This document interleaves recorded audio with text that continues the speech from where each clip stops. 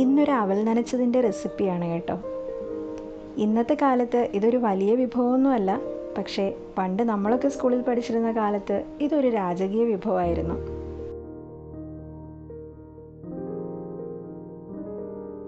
പണ്ടൊക്കെ സ്കൂൾ വിട്ട് വന്ന അമ്മമാർ കുട്ടികൾക്ക് ഇതൊക്കെ തന്നെയായിരുന്നു ഉണ്ടാക്കി കൊടുത്തിരുന്നത്.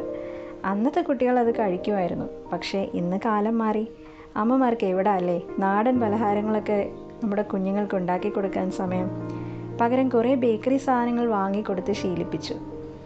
നമ്മുടെ വളർന്നു വരുന്ന കുഞ്ഞുമക്കൾക്ക് ഇങ്ങനെയുള്ള ആഹാരങ്ങളൊക്കെ കൊടുത്ത് ശീലിപ്പിച്ചൂടെ?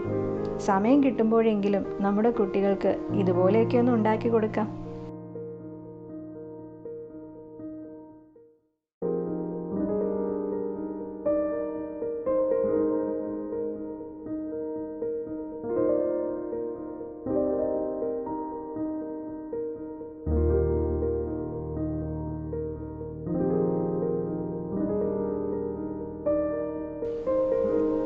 കുട്ടികൾ വിശന്ന സ്വിഗ്ഗി അല്ലെങ്കിൽ സൊമാറ്റോ ആപ്പ് വഴി ഫുഡ് ഓർഡർ ചെയ്ത് കൊടുക്കുന്നൊരു കാലമാണല്ലേ.